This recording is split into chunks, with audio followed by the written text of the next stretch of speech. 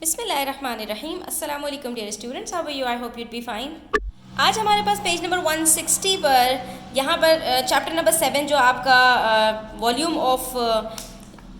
Volume है, इसका हम क्वेश्चन नंबर 8 लास्ट क्वेश्चन है, रिव्यू क्वेश्चन, वो सॉल्व करने वाले हैं। जिसके अंदर हमारे पास एक रेक्टेंगुलर बॉक्स दिया हुआ है और हमें कुछ मेजरमेंट्स दी हुई हैं। तो देखते हैं इसको किस तरह से सॉल्व करना है। A rectangular tank measuring 15 cm by 25 cm by 20 cm। अब यहाँ से आप अंदाज़ा लगा सकते हैं कि इन्होंने हमें टैंक की तीनों मेजरमेंट्स बता दी कि लेंथ क्या है, ब्रेथ क्या है और हाइट क्या है। तो इस टैंक की हम आराम से वॉल्यूम कैलकुलेट कर सकते हैं। ठीक है, तीनों को मल्टीप्लाई करेंगे और हमें वॉल्यूम पता चल जाएगा इस पूरे टैंक का।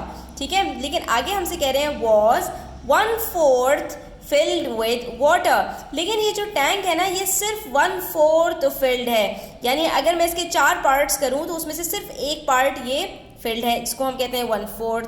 ठीक है, आगे कह रहे हैं 4.5 liters of water was later added into the tank। बाद में क्या हुआ, इसके अंदर 4.5 लीटर पानी और ऐड कर दिया गया। What was the total volume of water in the tank? तो अब बताइए कि पानी का कितना वॉल्यूम इस टैंक के अंदर है।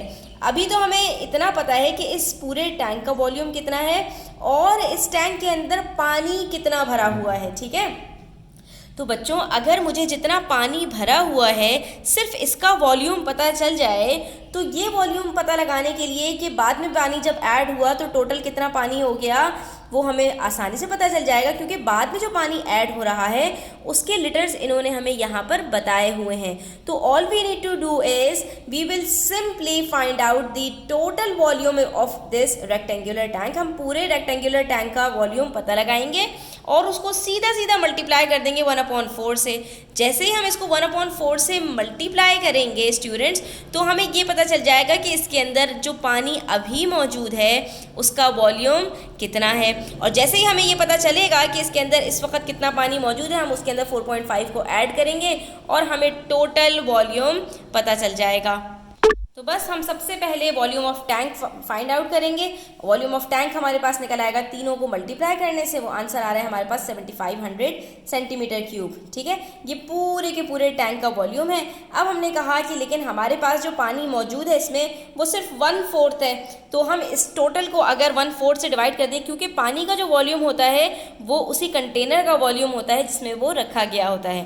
तो अब यहाँ पर पानी अगर हमारे पास सिर्फ 1/4 फिल्ड है तो हम इसको मल्टीप्लाई कर देंगे 1/4 से, जिसके हमें पता चल जाएगा कि हमारे पास कितना वॉल्यूम पानी मौजूद है। ये देखिए, मैंने 1/4 से जब इसको मल्टीप्लाई किया, बेसिकली 7500 को हम डिवाइड कर रहे हैं 4 से, तो हमारे पास आंसर आ गया 1875 सेंटीमीटर क्यूब। अब यहाँ पर आपने जब इसको लेकर जाना है, ऐड करना है 4.5 लीटर ऑफ वाटर से जो हमने मज़ीद ऐड किया, तो उससे पहले आपने इनके यूनिट्स को देखना है। वहाँ पर ये लीटर है और यहाँ पर हमारे पास आंसर सेंटीमीटर क्यूब में आया है। तो हम यहाँ पर थोड़ी सी यहाँ पर अपनी अंडरस्टैंडिंग के लिए लिखेंगे कि 1 centimetre cube is equals to 1 millilitre. ठीक है, तो 1875 centimetre cube is equals to 1875 millilitre.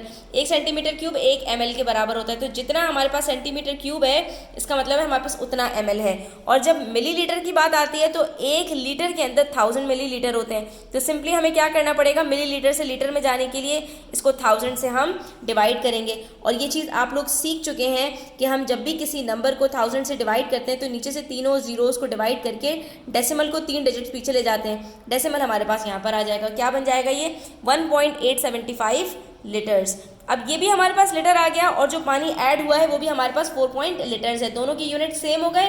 तो अब हम सिंपली आखिर में जो स्टेप होगा वो ये है कि हम दोनों को ऐड कर देंगे। हमें पता चल जाएगा कि अब टैंक के अंदर कितना पानी मौजूद है, 6.375 लीटर्स। और ये हमारा क्वेश्चन यहाँ पर कंप्लीट हो जाता है। आई होप स्टूडेंट्स आपको क्लियर हुआ होगा। स्टिल कोई क्वेश्चन हो, क्वेरीज हो, कमेंट सेक्शन में पूछ लिया करें। अपना ख्याल रखिएगा।